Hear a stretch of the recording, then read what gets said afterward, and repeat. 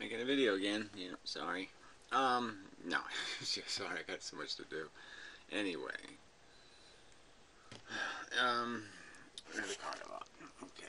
So he did this video on seasonal affective disorder. Anyway, all is just so disingenuous. I don't think he knows shit about depression. Yeah, that's just my impression of his critique of depression. But anyway, so there's this little bit on antinatalism in here, like, if he's doing this pretending thing. But I guess the point I really want to get to is later on, towards the end, he started doing the survivors of the Holocaust thing and, silver linings and all that kind of stuff. And, he just really doesn't get the subject. The subject's not like, what do you do if you're stuck with a lemon, and you do the lemonade thing. I don't think most anti-natalists would say, oh yeah, be miserable and just wallow in misery and sadness and despair. No one's advocating for that. The argument is not about what you do with the lemons you've been given. The question is, should you sell lemons? Should you make lemons? Should you impose lemon? Should you make Franken lemon? That's the argument. Should you go make a Franken lemon and force it to make lemonade? That's the point here. It's not what you do with the crap you've been given. It's how much crap you dump on anybody else or something else. How much burden you're dumping on something else. What you do with your burden. Yeah, who's advocating that you just go around moaning about it? Oh, there's a burden on me. Moan, moan, moan. Yeah, you try to work through it and find some strategy to make it whistle while you work. Who's arguing that you shouldn't whistle while you work? No one.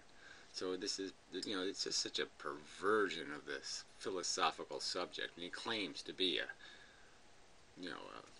amateur philosopher of some sort. And it's such a perversion and a distortion that it can't be accidental. Oh, I accidentally confused suicide cult with non-imposition cult. Yeah, sorry, I don't think so. So let's play some of this crap and such. So anyway, the other thing I wanted to say about this, this is kind of funny. Like 2 days ago or whatever it was, he just made a video where he's wallowing in his hedonism. Eating a piece of cheese. Nom, nom, nom. And, 2 days later he's talking about his seasonal affective disorder. I mean, you're just like, come on, I'm supposed to take this seriously? Right? How does this make any sense? Oh, that's right, it doesn't. Why don't you call it something else? A seasonal manic disorder? Something else. Well, that's not very loud. The attraction here. There we go. Someone who has decided that life isn't worth living, or who has had it decided for them that life isn't worth living. This intense clarity that comes over you when you suffer from seasonal affective disorder or depression. It's overwhelming. Right, it was so overwhelming, like I said, that it was munching on cheese with this, his silly grin. Yeah. And it lasted the whole 2 days. Oh, gee, what a burden. Yeah, I don't want to, mock it, but I mean, this does look like mock depression. This looks like I'm pretending to be depressed because it makes me interesting. But that's what it's looking like. You're sure that anybody who feels anything positive is insane and dangerous. Are you admitting that? Are you admitting that when you're depressed and you really look at things and you have that clarity, that that's what your conclusion is? Because I don't think it is. I think that's a crock of shit. Because frankly, that clarity doesn't go away when you get undepressed. I've never had that experience where all of a sudden, okay, I'm feeling better, and I just say, oh, I was just silly when I was depressed. No, I say something like, ooh, that was humbling. And I go through the rest of my, I go through the next few days sometimes quite grateful to be spared that agony.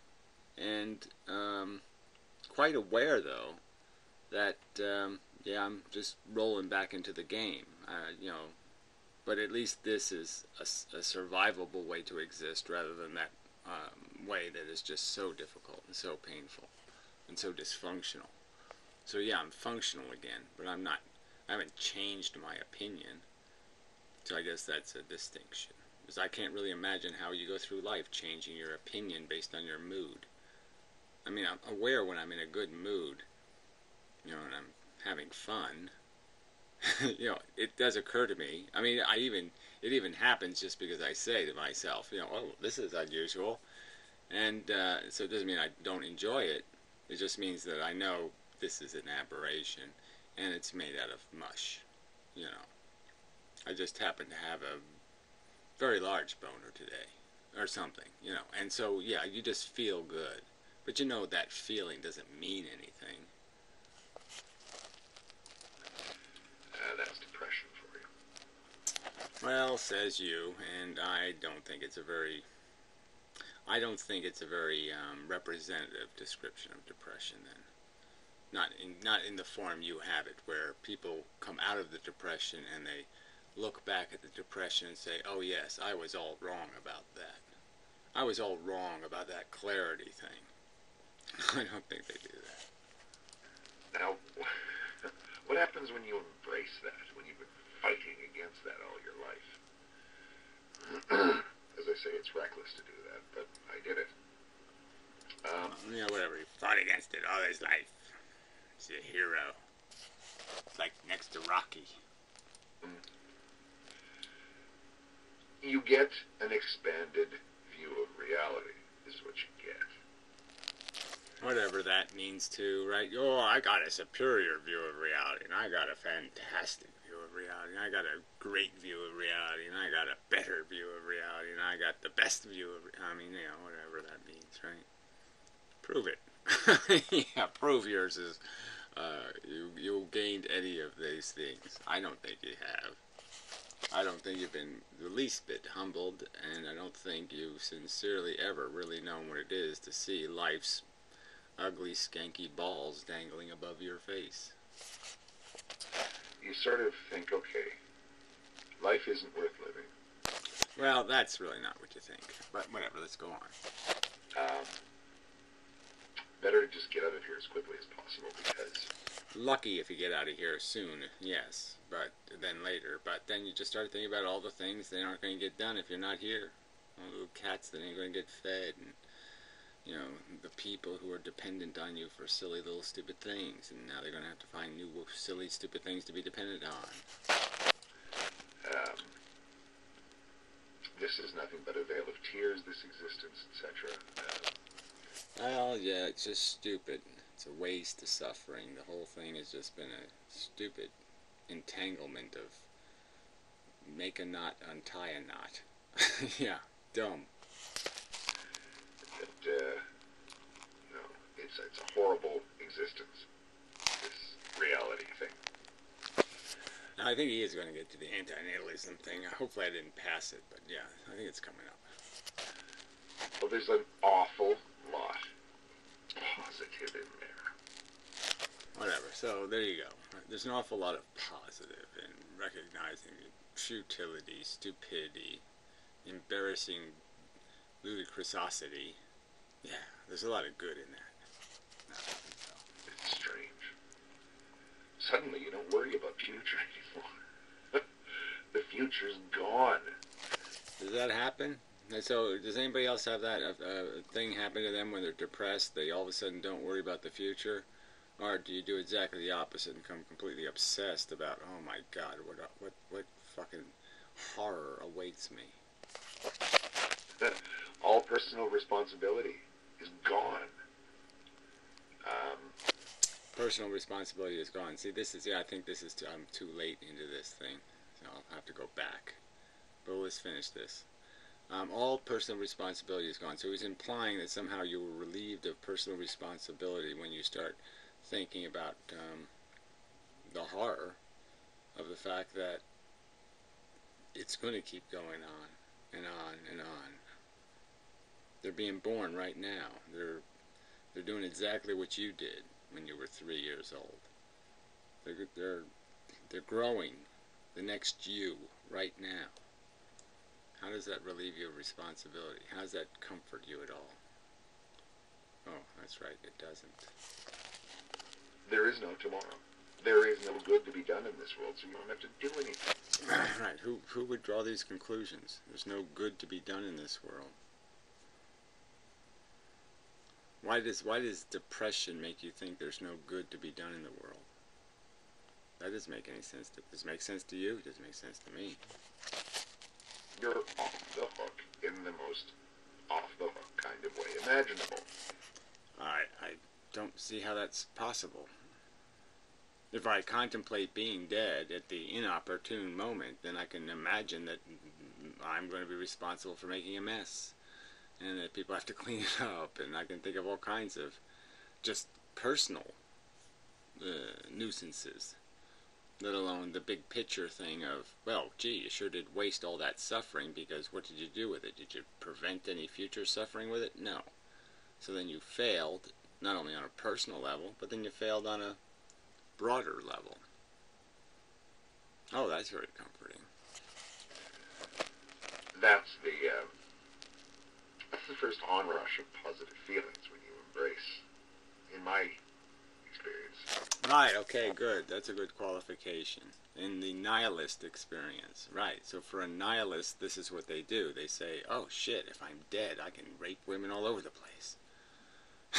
No responsibility at all. I can't even go to jail then. I would imagine this, I don't know, is this what solipsists do? You imagine what they're going to do when they're dead? Thoroughly negative point of view. Sort of the initial rush, I guess, one gets when converting to something. If you've ever converted to anything or any idea, you get an initial rush, and suddenly all these new vistas open in front of you. But you didn't realize at that moment that these vistas had a downside to them. Say, for example, you become a... I don't know. Do you people really do this? You just sit around and say, I'm going to, well, what it would be like to be a mailman? I don't know. You join a new religion. Okay, there's the case of these Western jihadis joining ISIS. One of them he grew up not far from where I grew up, in Ottawa. And I think that's probably more complicated than just one day they said, oh, gee, I feel ineffective in my life, I'll go join a cult. Oh, maybe I can join the Muslims. They're wacky. Sort of see how that happens. They discover God, Islam, religion, at some formative period in their life. And it's just wonderful to them. They go, this is great. And after a while, though, I don't know if it really is any of those things, but obviously they find something in it. You know, the control, they're submissives, and they like to be dominated by ayatollahs or something. I don't know. You know, they got some kind of perverty thing going on, probably.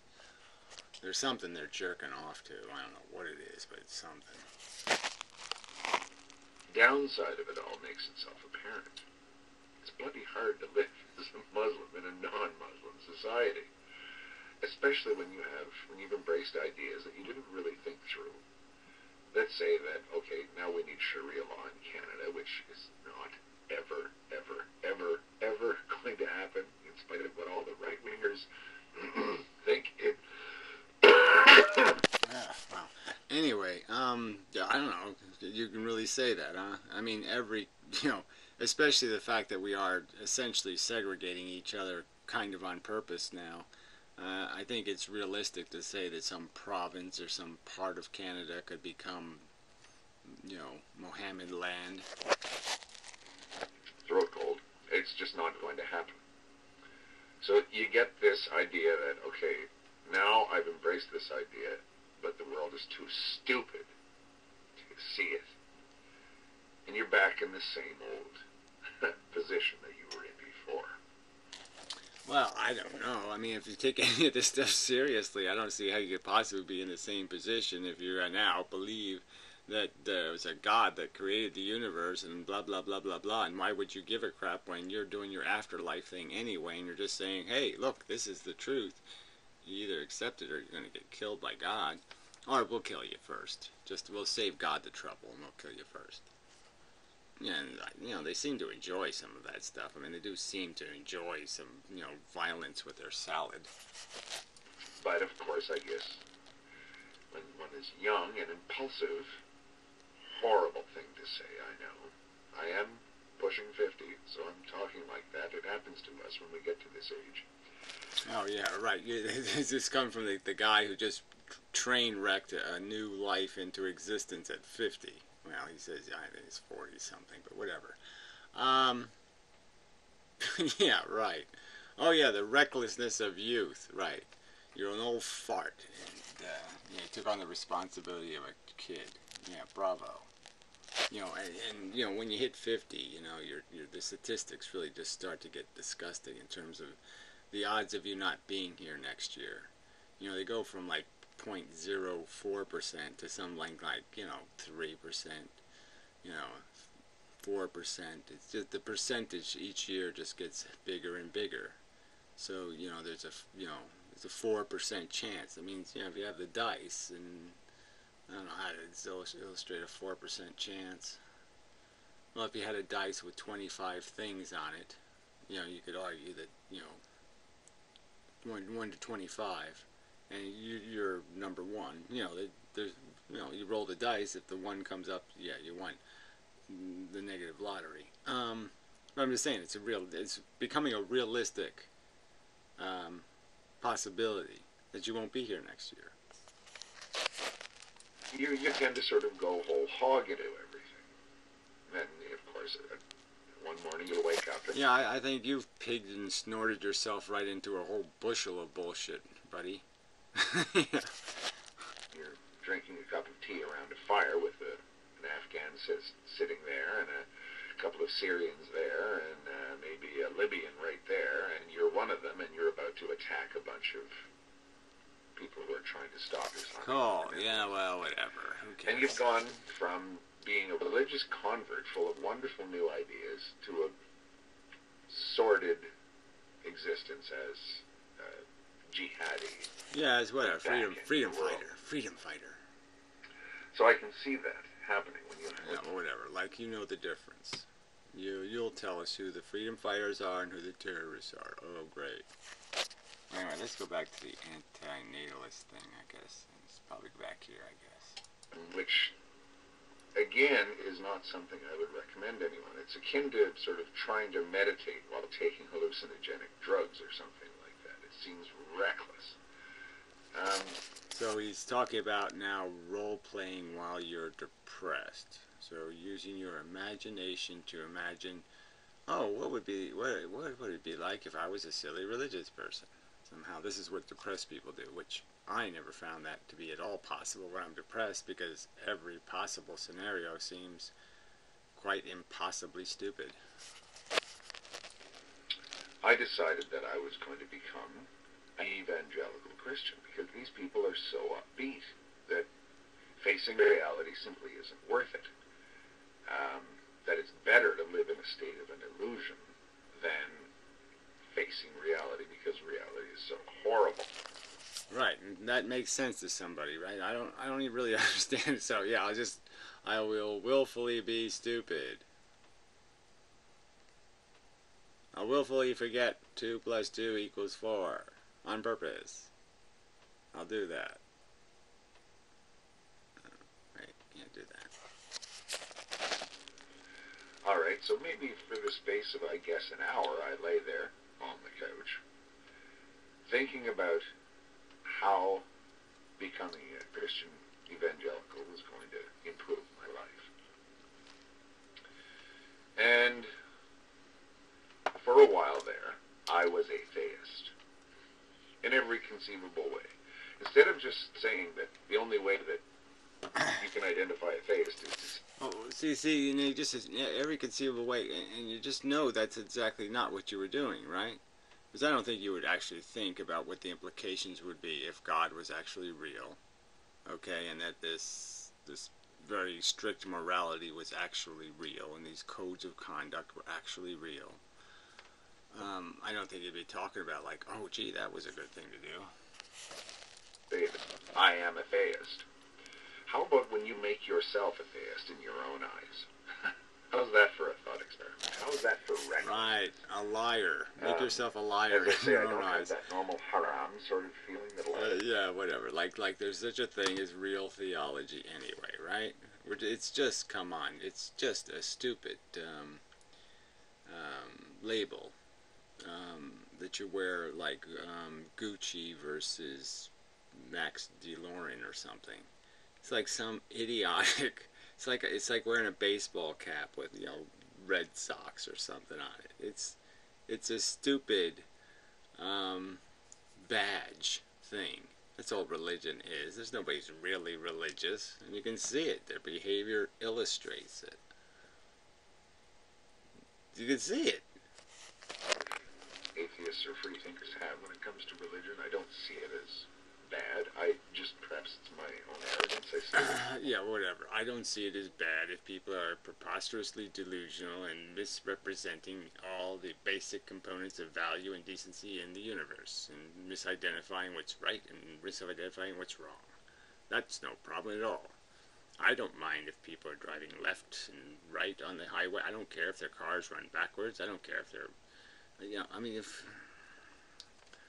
yeah, it's just totally inconsequential to have the world run by delusional lunatics. Oh, yeah, that's no problem. I'm immune to that. But, you know, for an hour there, yeah, that's the way of things. It makes sense to do this. Create your own solipsistic reality, even though it's not real. But the side effects are so positive that it's crazy not to do this. I don't know. I can think of better things to do with my imagination. Yeah, a lot better. Sort of a good excuse to drink yourself blind drunk every night, I guess. Same idea. Religion is compared to booze or drugs an awful lot. So, I became an evangelical. Well, that seemed like a whole change of subject there, right? So you became an evangelical, and you think that's the same as I got drunk while I imagined being a drunk. Okay, so why don't you just imagine being a drunk, then you could save the trouble of doing the evangelical thing if the two are comparable. So you could have just imagined yourself drunk. Great. Christian. For about an hour. How many people are capable of doing that? Of completely and utterly forsaking your core beliefs or core position like that? Well, I did it. What did I learn? Well, I learned that my... Yes, I did it. I mean, this is amazing. I did it.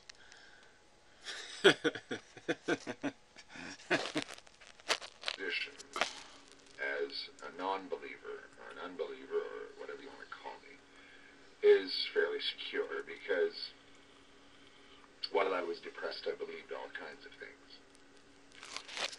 Remember how much this guy ran from the title atheist. Right? He will not allow himself to be called an atheist, and now he's going to tell us how, you know, this is such an amazing thing he did, where he, you know, imagined being a liar. Great. Trust you to know, per the title of this video, that I became an anti-natalist for a few hours as well. There we go. He became an anti-natalist. So that's when he got into that whole idiotic sequence that I already did, and where he ended it with this idea that you don't have any responsibility. Yeah, great. It's like that's how he understands anti-natalism. Like, I'm somehow against other people having babies. Why? I mean, he's just not getting it. You know, that it's not about me. They're not gonna... The other baby out there isn't fucking stepping on my toes in some way. So obviously I'm against it for some other reason than how it's going to affect me personally. Say, okay, what's the attraction here for someone who has decided that life isn't worth living, or who has had it decided? Okay, there you go. So it decided that life isn't worth living.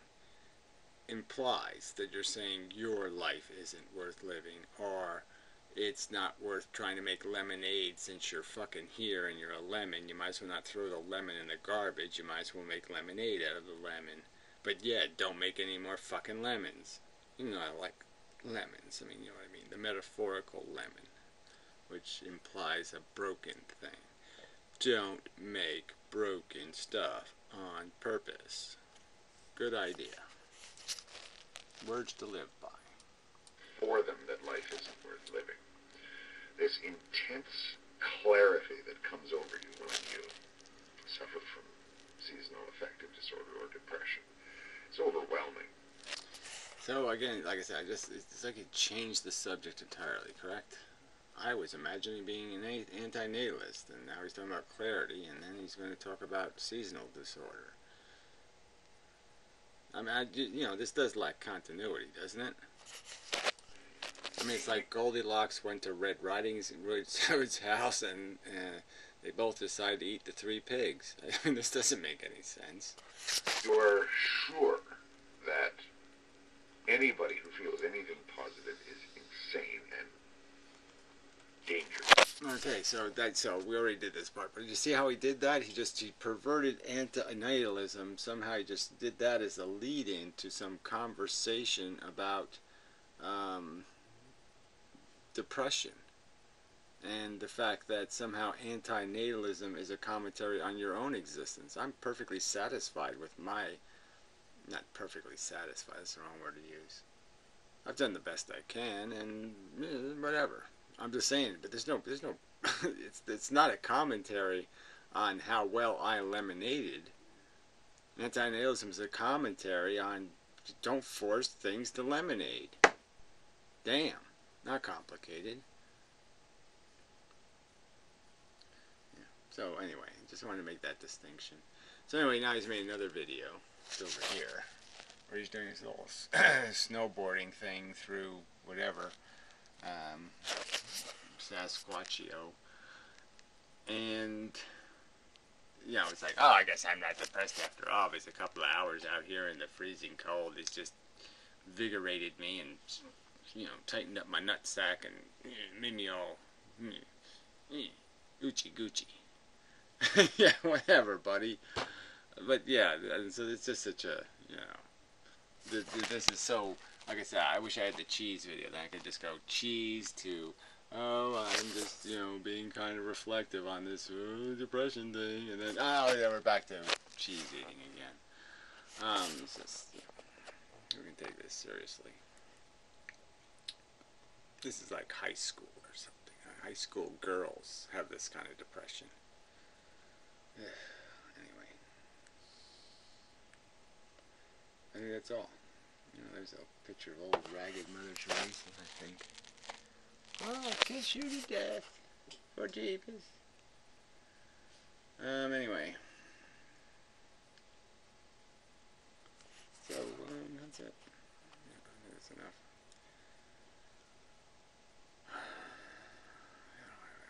There's nothing, there's no point.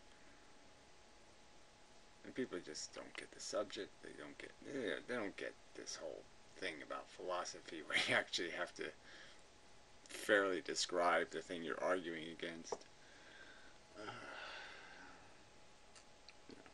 This is, I don't know, it's like making an argument like I'm against bananas because they weigh 700 pounds and, you know, they ooze this obnoxious, you know, toxic scum, and they're made out of like, I don't know, Martian farts. I mean, no, it's not a banana, buddy. You're talking about something else. It's a different subject.